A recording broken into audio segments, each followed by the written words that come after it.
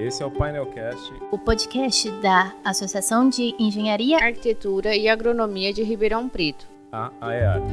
Eu sou a Mirella, eu sou arquiteta e urbanista. Eu sou o Bruno, engenheiro agrônomo. Eu sou Fabiola, eu sou engenheira civil. Nesse episódio, vamos falar sobre um tema que está no cotidiano do trabalho de engenheiros e arquitetos, que impacta também a área rural e tem relação direta com a qualidade dos empreendimentos habitacionais que a gente constrói ou a gente pretende morar: o parcelamento do solo. Você deve ter ouvido falar sobre isso, mas talvez desconheça os detalhes desse processo, que tem relação com legislação, interesses comerciais e sociais. O papo com Daniel Gerardi foi ótimo. Vamos a ele. Bom dia, boa tarde, boa noite. A gente está começando mais um episódio do Painelcast. Hoje nós estamos com o Daniel. Se apresente, Dani. Olá, pessoal. Meu nome é Daniel Gerardi. Eu estou há 16 anos na área de legalização de empreendimentos imobiliários, sendo 14 anos no grupo Build Vita. Sou formado em arquitetura, direito e com mestrado em planejamento urbano em Londres. Meu principal desafio sempre foi desmistificar o papel do poder público na aprovação dos empreendimentos. Muito bom ter você por aqui. E para começar, vamos contextualizar alguns termos, que é para falar a mesma língua com o público que está ouvindo a gente. O que é gleba, loteamento e qual a diferença dos dois? Legal falar sobre isso, porque, assim, para começo de conversa, existe uma mistificação sobre o que é gleba, né? As pessoas normalmente se confundem muito, principalmente na descrição que está na matrícula, mas assim, gleba é toda ou qualquer área que ainda não foi objeto de parcelamento do solo. E aí, indo para o segundo ponto da sua pergunta, o que é parcelamento do solo? Parcelamento do solo é o ato, seguido pela 6766, 79, né? Uma lei vigente até hoje, que descreve o formato que deve ser feito as divisões das áreas por loteamento ou desmembramento. E loteamento é o ato de parcelar a área, a gleba, dando ao município essas doações que são importantes até para a nossa sociedade, né? Que são doações de institucional e áreas verdes. Falo porque as áreas verdes são essas que nós vamos poder ter recreação e, além de tudo, boa para o nosso ecossistema, e as áreas institucionais são aquelas que nós vamos poder utilizar para servir de local para os equipamentos urbanos, né? Escolas, creches, postos de saúde, posto policial, por aí vai. Legal, Daniel. E como é feito o processo de aprovação de loteamento? Bruno, o processo de aprovação de loteamento, ele é um processo aparentemente simples, só que, no entanto, bastante burocrático, né? Ele passa por diversos órgãos dentro de uma prefeitura. Isso faz com que, às vezes, ele fique até bastante moroso. Mas o processo de loteamento, ele consiste em, primeiro, você tirar as diretrizes daquela área, né? Para saber primeiro se ela está dentro do perímetro urbano, se ela é passível de ser loteada, né? E também quais são os pontos que você deve focar no projeto que você vai executar para a área em questão. Depois dessas diretrizes emitidas, você vai desenvolver o seu projeto e vai levar para a prefeitura para dar início a essa aprovação. A maioria das cidades segue o mesmo ritual. O primeiro tem-se uma aprovação urbanística, né, que é ou aprovação preliminar, que eles falam, ou prévia. Depois dessa aprovação prévia, vai para a aprovação dos projetos de infraestrutura. Então, fechou-se o desenho do loteamento, aí aprova-se o projeto de água, esgoto, drenagem e outros que forem necessários. Depois dessa aprovação, volta normalmente para a prefeitura para ela dar um ok para você ir para o Estado quando necessário, principalmente no Estado de São Paulo, tem-se a regra, né? Tem-se a necessidade de você ir para o Estado, que no caso do Estado de São Paulo é o GRAPROAB, né? Que é o órgão do Estado responsável por reaprovar os projetos aprovados pela prefeitura. E após voltar do Estado, você tem a aprovação final, que desde que foi criada a 6766, né, você tem a obrigação de calcionar, tá, as obras de infraestrutura que você vai executar nesse loteamento para garantir que ele realmente vai ser executado. Então, você calciona através de lotes ou de fiança, de depósito bancário para a prefeitura, um valor que eles mesmos vão aprovar, e, por fim, vence o registro do loteamento junto ao cartório de imóveis. Aparentemente, parece uma coisa muito simples, né? Como eu falei, assim, em 2 minutos o negócio correu e foi bem rápido. Mas como eu comentei inicialmente, é um processo um pouco moroso, porque passa por várias mãos. Então, a gente tem, por exemplo, o Ribeirão Preto, que um loteamento, em média, demora 8 anos para sair. Sim, é meio até aterrorizante pensar, né? 8 anos para você ter um projeto aprovado. Mas é a nossa realidade local. Outras cidades podem até demorar um pouco mais ou um pouco menos. Eu sei de cidades de interior, um pouco menores, que demoram de 3 a 4 anos. O que toma tanto tempo? São os processos públicos que são É difícil mensurar o que realmente toma esse tempo, né, para aprovação, mas de modo geral a gente diz muito que é esse vai e vem do projeto dentro da prefeitura. Então, assim, são muitas pessoas que vão legislar em cima dele, né? Vão, talvez não queira usar essa palavra palpitar, mas que vão ali observar para ver se as coisas estão certas. E nessa situação de vai e vem, acaba que arruma uma coisa aqui, desarruma uma outra coisa ali. Então, você tem que ir voltar para os técnicos ou para diversos departamentos várias vezes, né? Além disso, quando você vai para o Estado, caso do Graproab, no Estado de São Paulo, às vezes o Estado não concorda com o que o município aprovou por alguma situação dentro da legislação. Vou dar só um exemplo. A legislação estadual pede 20% de áreas verdes, né, a serem doadas, ou áreas permeáveis. Tem municípios, não é o caso de Ribeirão Preto, mas existem outros municípios, como Sertãozinho, aqui do lado de Ribeirão, que pede 10% de áreas verdes. Ou seja, se você for para o Estado doando 10% de áreas verdes dentro desse loteamento, o Estado vai mandar de volta para o município falando que está errado, porque o Estado pede 20%. Então, você teria que ir na mais restritiva. Nós, né, que trabalhamos com isso diariamente, já sabemos que a situação é dessa forma, então a gente acaba já se antecipando, né, nesses problemas. Mas outras pessoas podem, às vezes, não observar e acabar indo para o Estado com uma doação menor do que o Estado vai exigir. Então, isso faz um vai e vem, né? Esse vai e vem só é aumento realmente de tempo. Agora, algo que tem sido feito, e eu acredito que é muito valioso, é a informatização do poder público, né? Hoje, ainda em muitas prefeituras, a gente trabalha com projetos de papel, onde o cara tem que ficar analisando papel, e é aquele monte de papel, vai para lá o processo, vai para cá. Hoje, com a digitalização desses documentos, com certeza vai facilitar o acesso a eles pelos técnicos e também agilizar esse processo, né? E aí, por exemplo, se foi para o governo do estado, teve uma mudança, aí tem que voltar para o governo municipal, e aí ele tem que reanalisar tudo isso de novo e fica dando esses conflitos, né? Isso mesmo, Entendi. dependendo da solicitação, é necessário até uma reaprovação do projeto. Por exemplo, se for algo de, vamos supor, de drenagem. A drenagem, o cara lá do estado achou que não é compatível com o que eles acreditam ser necessário. E você tem que voltar, reaprovar essa drenagem e mandar de novo para o estado. Uma coisa boa do estado, em especial em São Paulo, é que o órgão, né, o Graproab, ele tem uma lei que define todo o processo dele, ou seja, você sabe quando você está entrando e sabe quando você está tendo uma exigência técnica, né, porque ele tem esse trâmite muito bem estabelecido por lei. Agora, as prefeituras municipais, normalmente elas não têm, né, então isso também acaba aumentando a morosidade do processo, porque afinal de contas, o processo é colocado lá e ele é só mais um do monte que tem dentro da prefeitura. Então, eles vão obedecendo a fila e de processos que estão em análise e acaba isso também dificultando esse trâmite, né? Assim, não sendo tão rápido. Eu já tive alguns problemas em questão do Graproab na questão de seguinte, prefeituras de cidade pequenas, às vezes nas aprovações, elas não colocam conforme o padrão que o Graproab exige. E aí, quando vai para o Graproab pede para voltar para ser aprovado da forma que ele exige, aí é outro procedimento, é mais coisas que fazem demorar. Não existe um padrão nas prefeituras, né?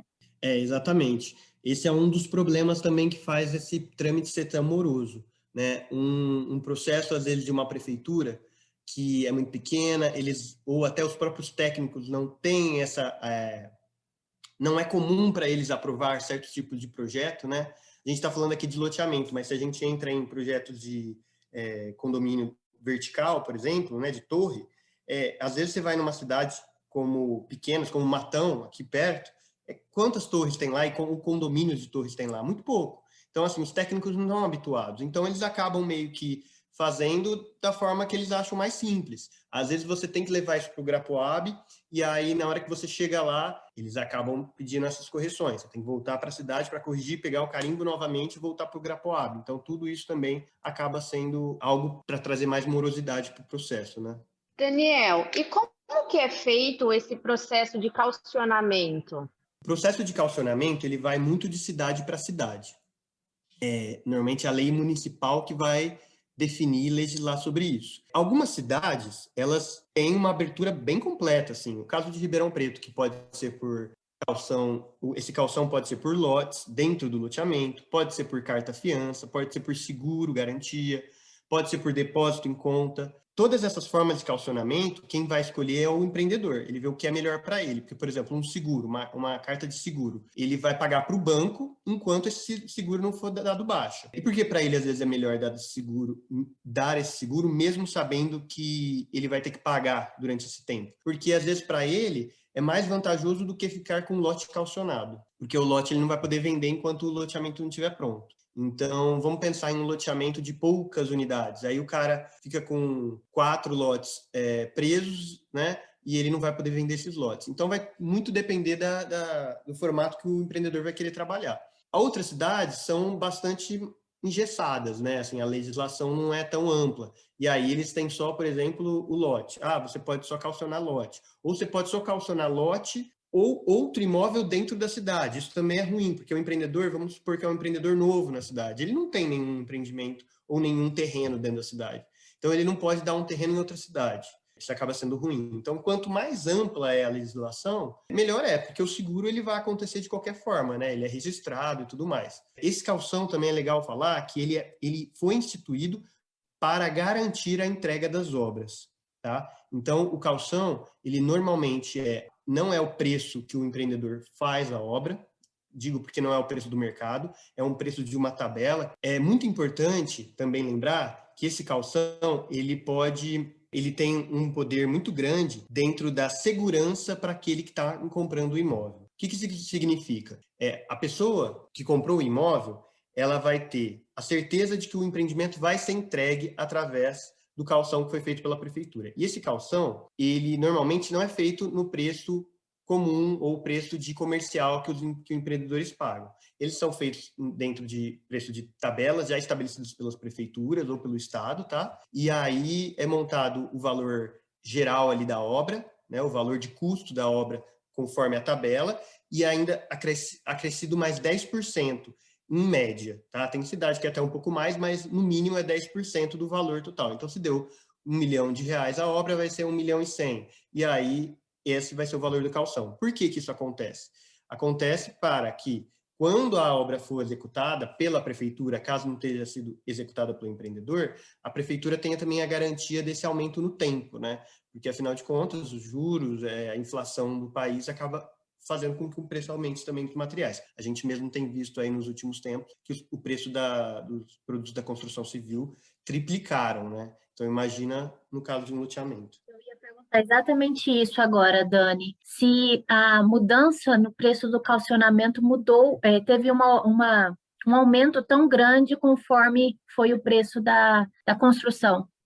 Não, isso não aconteceu. O preço do calcionamento ele não alterou em nada atualmente porque ele é regido por lei, né? Então ele tem que ser mudança na lei, mudanças da lei de zoneamento e tudo mais. Então, como isso também é uma coisa morosa, essa revalidação das leis, né? Acaba que não interfere tanto nesses valores. Desculpa, gente, eu como total leigo queria fazer uma pergunta. Esse calcionamento, Daniel, é referente ao que a prefeitura vai ter que fazer na obra, não a construção em si. Então, no loteamento horizontal, você teria um custo muito maior, porque você teria que fazer ruas, rede de esgoto, água. É esse custo que o calcionamento está cobrindo, não o custo de construção de cada casa, vai. Exatamente, é o custo da infraestrutura, tá? Que a prefeitura vai calcionar. Então, vamos supor, quando você vai fazer a tabela física financeira, para saber o valor que você vai calcionar, que é uma dos materiais entregue à prefeitura, o que você vai colocar lá? Todas as redes de água, esgoto, drenagem, iluminação pública, a pavimentação, o asfalto, guias, sarjetas, tudo isso que é necessário para o loteamento, vamos dizer assim, estar de pé, né?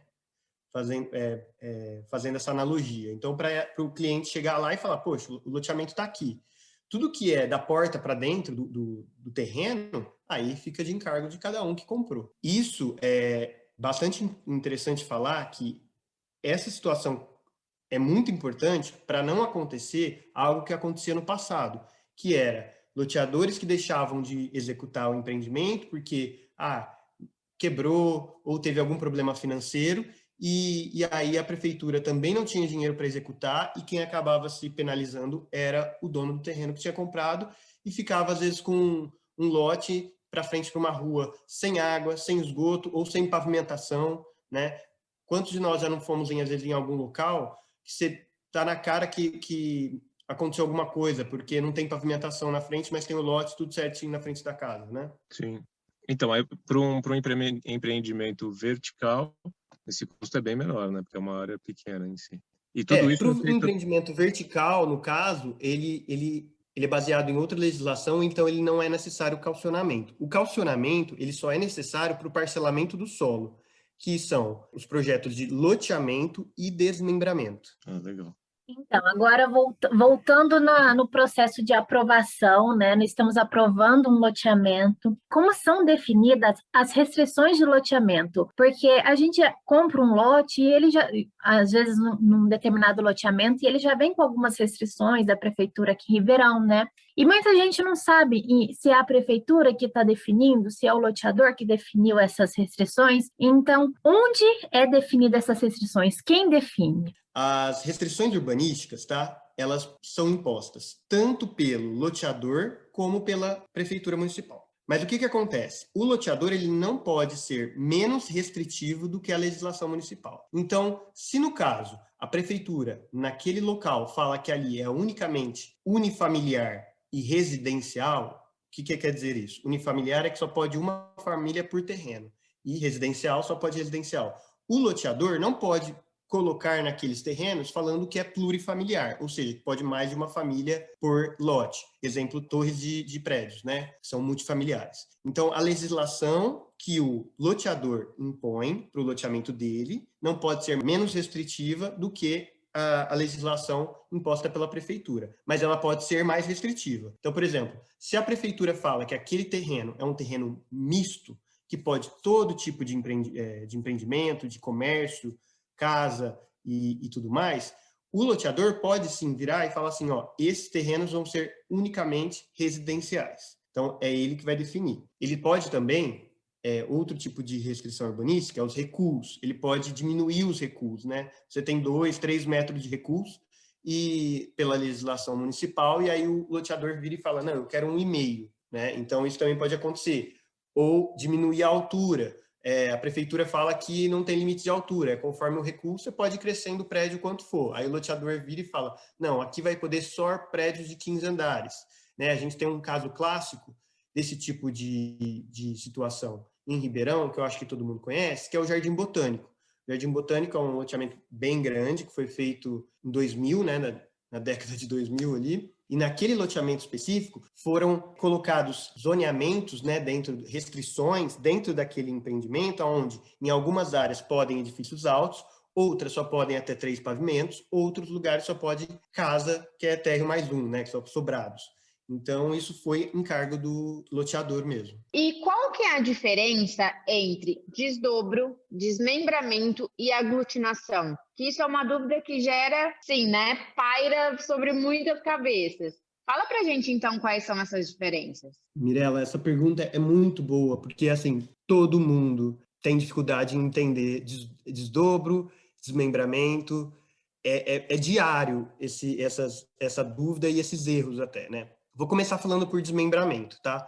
O desmembramento, como eu havia falado do loteamento, ele faz parte do parcelamento do solo. Então, desmembramento e loteamento são oriundos da 6766, tá? E são parcelamentos do solo. Qual é a diferença de loteamento e desmembramento? Para ficar mais fácil para você entender.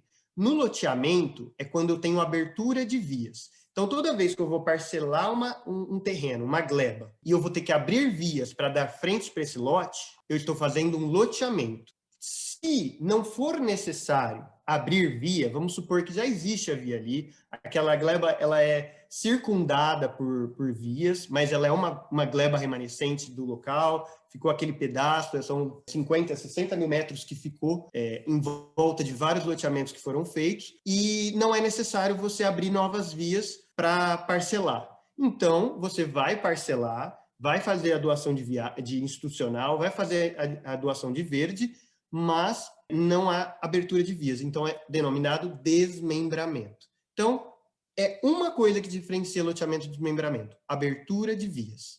Se não tiver, desmembramento. Se tiver, loteamento. E isso causa muita confusão, porque as pessoas elas acabam confundindo muito a palavra desmembramento com desdobro, né? O desdobro é o ato simples de você pegar uma área e dividir em 2, 3, às vezes, né? Acontece muito com a área rural. No entanto, você não precisa reservar áreas, você não precisa parcelar o solo, tá? É um simples ato de fazer isso. Só que isso também não te deixa livre de, no futuro, ter que parcelar essa área se ela for uma gleba, ou se ela for uma área que ainda não foi parcelada. Agora, no desmembramento, você vai parcelá-la.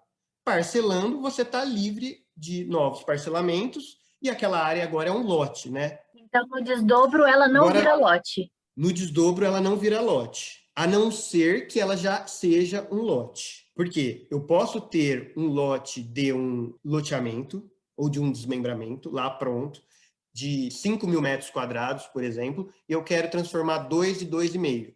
Beleza, é um desdobro simples e ela vai continuar sendo lote. Agora, uma gleba desdobrada, ela não vai virar lote, ela vai virar 2 glebas, entendeu? O desdobro, você mantém a característica nominal do terreno.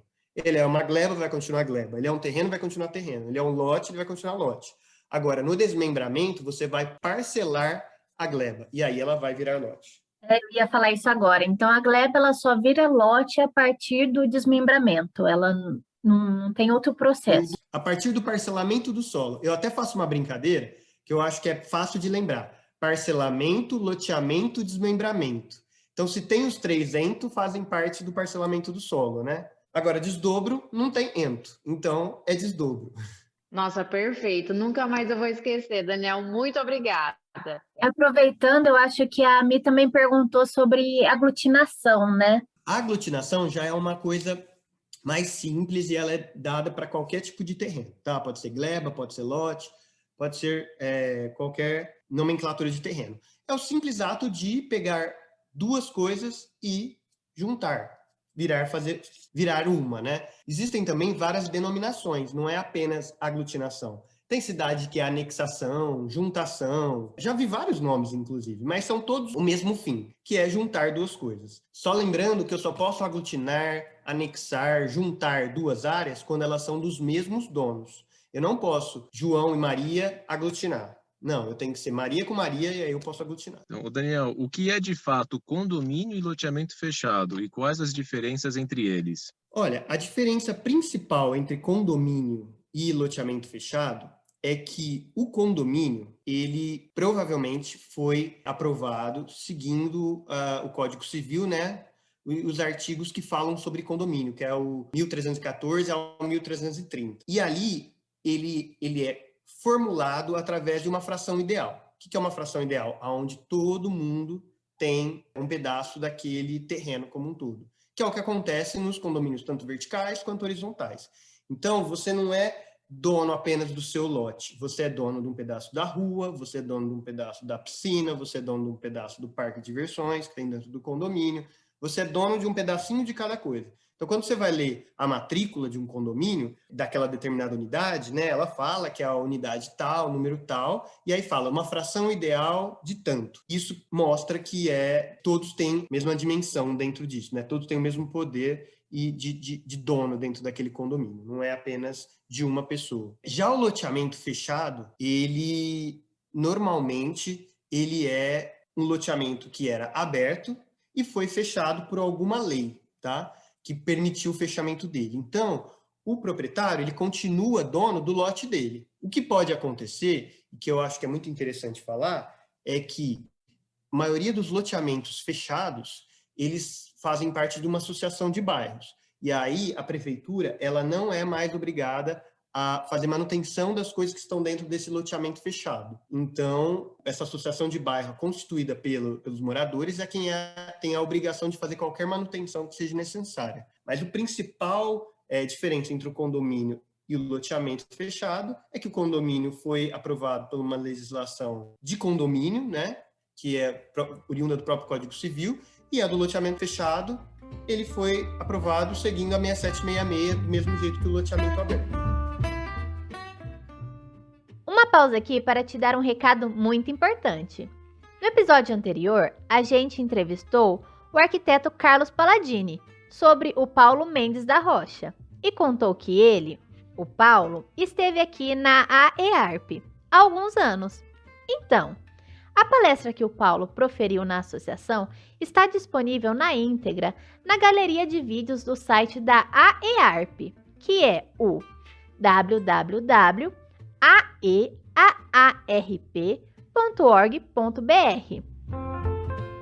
Passa lá para assistir e depois conta pra gente no @aearp ou no @painelcast.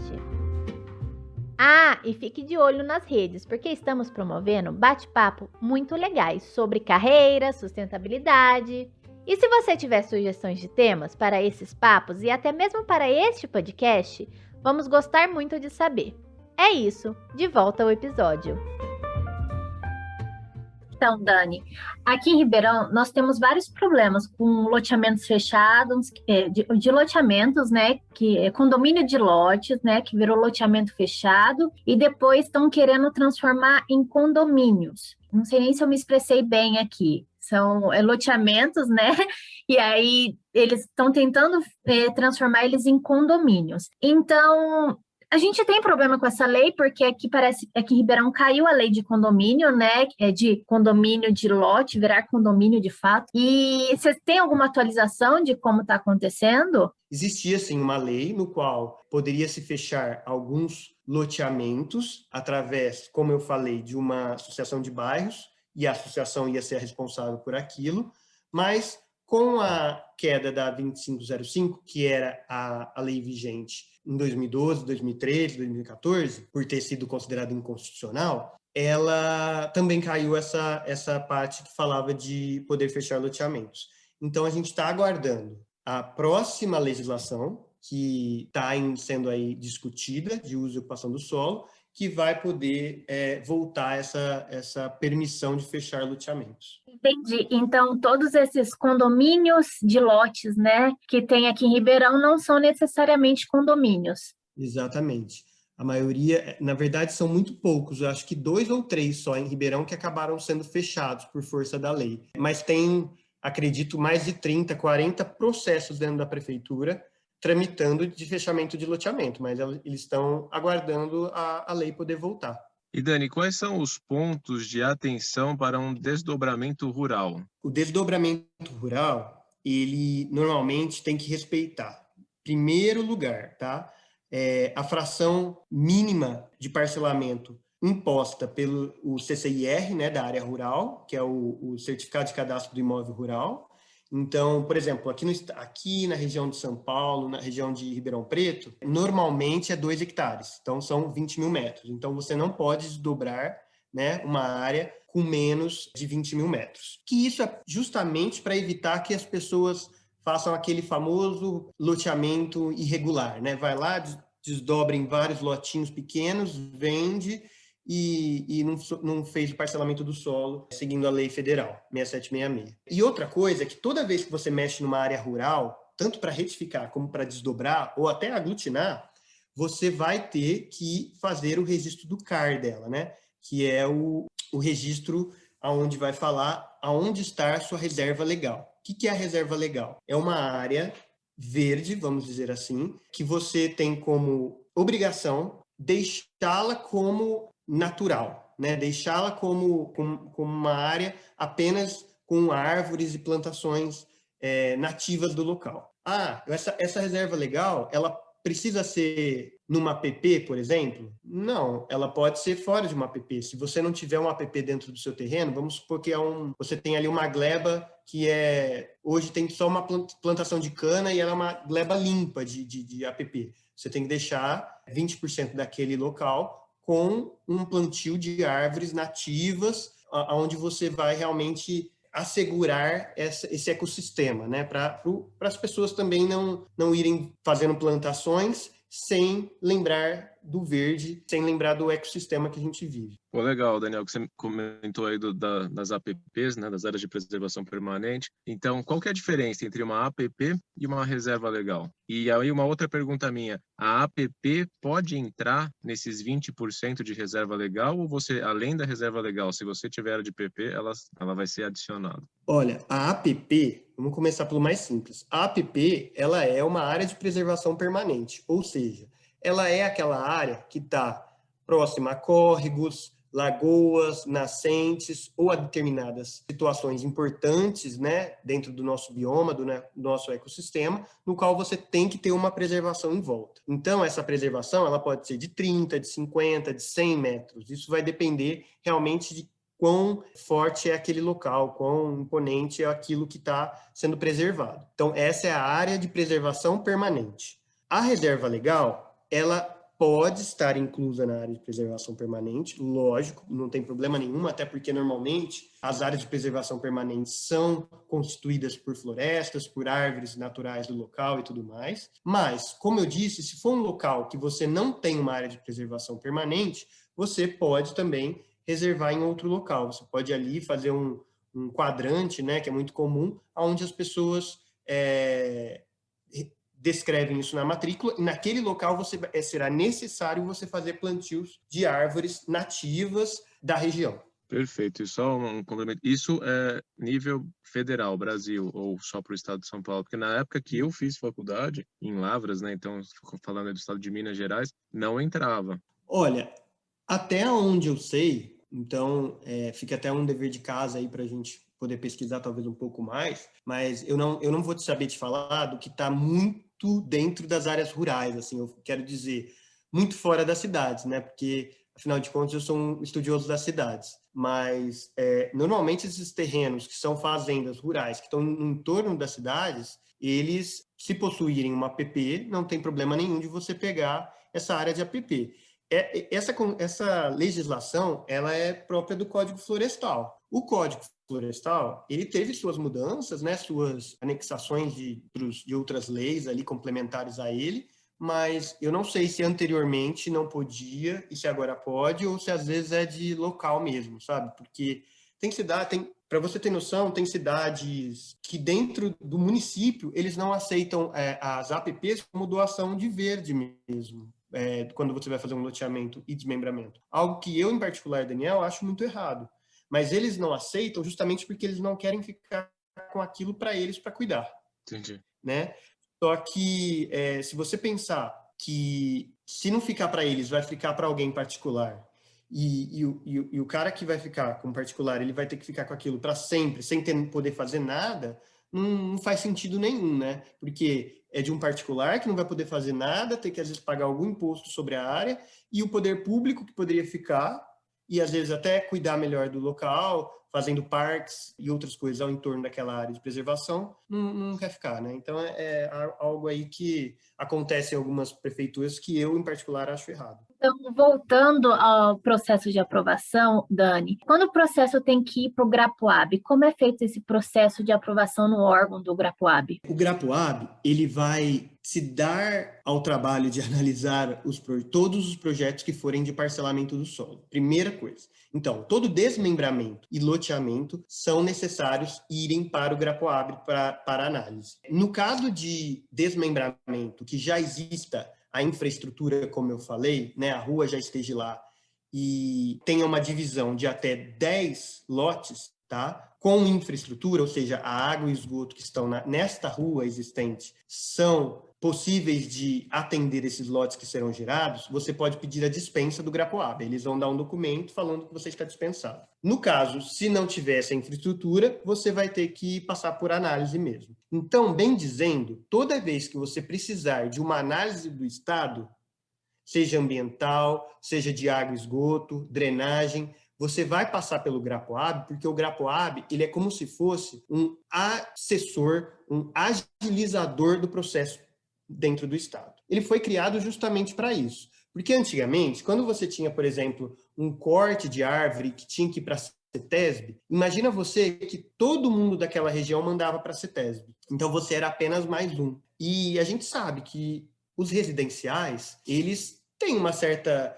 pressa de acontecerem, porque a gente está pensando na moradia, né? Que é muito escassa no Brasil. Então, é pensado que é importante que isso aconteça com rapidez. Então, o GRAPOAB foi criado para que esse processo seja rápido, e por isso que ele tem uma data prevista já de processo. São 60 dias da primeira análise, depois 30 dias da análise final, né? Então, ele só tem uma exigência. Se tiver alguma coisa errada, ele vai te dar uma exigência apenas, e voltando o processo para ele, ele já vai deferir ou indeferir. Ah, indeferiu o meu processo, significa que acabou o meu mundo? Não, você vai ter que dar entrada novamente e novamente passar pelo aquele mesmo rito, que é 60 dias, depois uma exigência. No entanto, eu, Daniel, acredito que essa agilidade deles é sim satisfatória. É muito melhor do que você colocar um processo dentro da CETESB e ficar esperando numa fila normal, né? E pelo que eu sei também, pelo menos na época que eu mexia com loteamento, também tínhamos tempo para responder essa análise, né? Quem não respondia perdia o prazo, eu não sei se ainda está assim. O GRAPOAB, ele te dá 60 dias para responder, tá? No entanto, você pode pedir prazo de mais tempo, e quando você pede esse prazo de mais tempo, automaticamente você ganha 1 ano. Ou seja, você tem 1 ano e 2 meses de prazo. Se você perde esse prazo, você tem que iniciar o processo novamente, né? Exatamente. Pensando nessa nova lei do parcelamento e uso do solo, o que você acha que vai impactar na cidade de Ribeirão Preto? Então, Mirela, é difícil falar muito sobre a lei que está sendo construída, né, atualmente, porque ela está ainda em construção, vamos dizer assim, né? Ela está sendo montada pelos técnicos da prefeitura, já faz um tempo já, né? Ela está sendo guiada pelos empreendedores, ela está sendo guiada pelos técnicos de fora, da EARP e de outras várias entidades, né? E também pelo poder público e pelo poder privado, né, como a gente acabou de falar, e também pelas pessoas da sociedade civil que ficam ali, né, querendo, às vezes, que algo de melhor seja feito pelo bairro deles. No entanto, eu fico muito preocupado com o engessamento de algumas situações dentro da legislação. Não é nem com a legislação em si. Porque eu sempre fui do partido que, quanto mais definida é uma legislação, melhor. Quanto mais aberta, pior. Porque o empreendedor, quando ele sabe que ele tem que fazer X, Y, Z, para ele é muito melhor. Porque ele já entra sabendo do risco da situação. Agora, quando ele entra e as coisas vão pipocando no decorrer da aprovação do processo, isso é péssimo. Porque, assim, são custos que vão somando ali no trabalho dele que ele não estava esperando. E tudo isso, com certeza, vai para o comprador, que é o último da lista, né? O final desse processo como um todo. Então, assim, no final das contas, é péssimo quando a legislação ela é muito aberta e ela não te dá um rumo para as coisas. Então, o que mais me preocupa nessa legislação que está sendo criada hoje é ela não ficar com situações não realmente definidas ou com dupla interpretação, que já aconteceu muitas vezes, né? Onde você tem que lutar para que a sua interpretação seja realmente a que o poder público também vai entender. Então, de modo geral, é isso que eu peço, é isso que eu quero de uma legislação, que ela seja realmente clara, direta, né? Não tem problema se, eu vou ter que fazer uma doação de 20, não de 10, né? Porque a legislação está pedindo 20. Tudo bem, mas se eu souber disso desde o começo, é muito mais fácil. Agora, o problema é quando eu começo com 10, depois vai para 15, depois alguém vira e fala que é 20, e aí isso vai só mudando o projeto. Então, eu não posso falar, assim, da legislação que está sendo formada agora como algo bom ou ruim. Eu quero realmente deixar bem gravado que o importante é ela estar bem definida, porque legislação todas as cidades vão ter. Interpretação clara, né? Porque às vezes essa forma de dupla interpretação é o que dá problema. Exatamente. eu acho que uma legislação, ela precisa ser algo multidisciplinar, ser feita de forma multidisciplinar. Não dá para ser feito só por arquitetos, ou só por engenheiros, ou só por agrônomos, ou só por advogados também, porque senão, às vezes, vai ficar muito juridiquês, né? É preciso uma equipe multidisciplinar para realmente fazer um trabalho bem feito. É muito Então é bom. isso, Dani. Muito obrigada. Foi muito bom, foi muito esclarecedor. Eu acredito que todo mundo que está ouvindo a gente vai agora entender um pouco melhor sobre, né, o assunto, até porque aqui não tem como a gente definir tudo, mas a gente tenta trazer as perguntas mais importantes, né? Pessoal, eu que agradeço aí a oportunidade de estar conversando com vocês, dessa troca de experiência. Eu sou uma pessoa que sou totalmente a favor a gente ter troca, a gente dividir conhecimento, compartilhar conhecimento, tanto com os arquitetos, com os agrônomos, com os engenheiros. Eu acho que é muito saudável, tá? A gente está sempre buscando conhecimento. Contem comigo sempre que precisar. Obrigada, Dani. Daniel, muito obrigada pela sua participação nesse nosso bate-papo hoje. Foi muito bom essas suas dicas. Perfeito. Obrigado, Daniel, por dividir esse conhecimento com a gente hoje. Um abraço. Falou, Brunão. Até mais. O Painelcast é gravado à distância por meio da plataforma Zoom. A trilha sonora é da Blue Dot Seasons. A produção dos episódios é da Texto e Cia Comunicação. Quem dirige, edita, sonoriza e roteiriza é a jornalista Daniela Antunes. Siga a gente no seu tocador de podcasts preferido e no Instagram, no @painelcast e no @aearp. Se você não é associado da AEARP, aproveite para entrar no site e conhecer todas as oportunidades que a associação oferece. É o www.aeaarp.org.br. Se você é engenheiro, arquiteto ou agrônomo, seja AEARP.